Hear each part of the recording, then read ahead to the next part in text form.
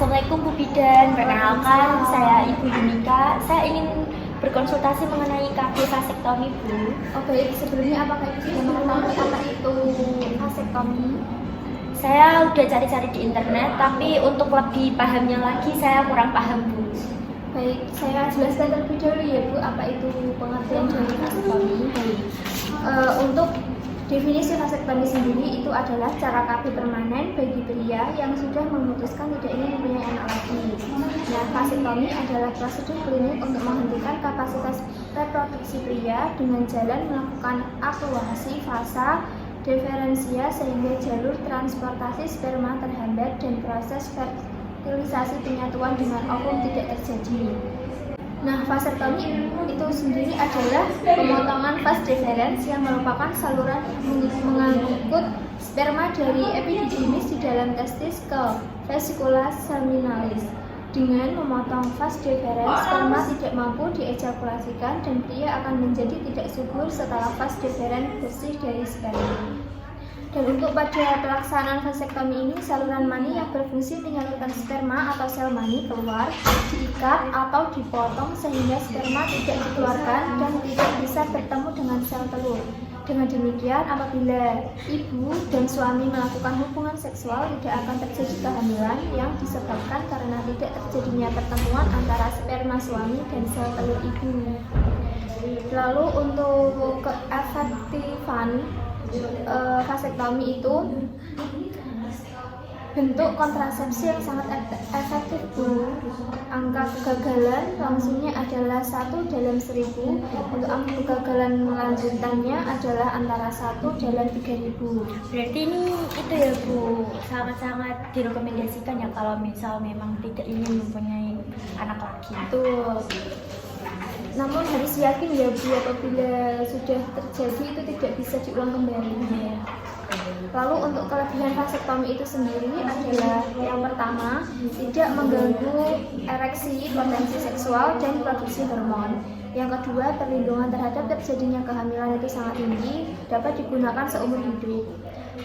Selanjutnya, tidak mengganggu kehidupan seksual suami istri. Jadi tidak menghambat apabila ibu ingin melakukan hubungan seksual dengan suami ya gitu. Lebih aman, lebih praktis, lebih efektif, dan lebih ekonomis. Namun di balik kelebihan juga ada kelemahan ya Bu. Kalau kelemahan itu harus dengan tindakan pembedahan. Walaupun merupakan operasi kecil, masih dimungkinkan terjadi komplikasi seperti perdarahan dan infeksi. Dan juga tidak melindungi klien dari penyakit menular seksual, masih harus menggunakan kondom selama 20 kali ejakulasi.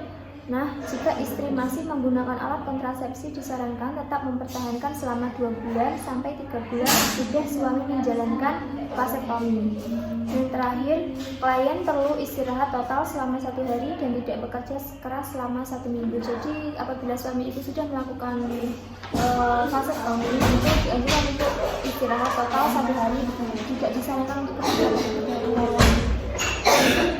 Dan untuk persyaratan vasektomi itu sendiri, yang pertama, sudah merasa cukup jumlah anak dan dalam keadaan sehat atas kehendak sendiri dan mendapat persetujuan dari istri dalam kondisi keluarga yang harmonis, pasutri dalam keadaan sehat dan usia istri minimal 25 tahun.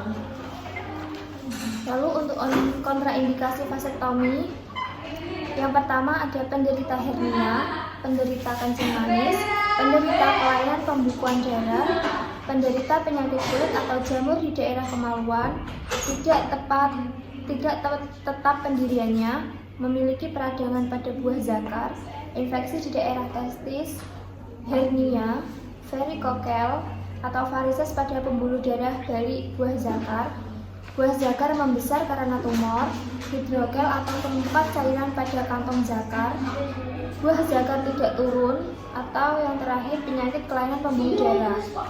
Nah, lalu untuk efek samping dari vasektomi sendiri, yang pertama ada infeksi, yang kedua hematoma, yang ketiga granuloma sperma, yang keempat rekanalisasi spontan, dan yang terakhir akan terjadi pendarahan. Oh begitu ya Bu. Ibu, saya sudah paham. Apakah boleh leaflet ini saya bawa pulang untuk menunjukkan kepada suami saya agar saya dan suami saya bisa berdiskusi kembali apakah saya ingin melakukan KB vasektomi ini atau tidak. Jika saya dan suami setuju, maka besok saya akan kembali ke Bu Bidan lagi untuk berkonsultasi lebih lanjut. Baik Bu, didiskusikan terlebih dahulu dengan suami karena ini sifatnya selamanya bukan sementara. Terima kasih ya Bu Bidan, saya pamit dulu sama Bu.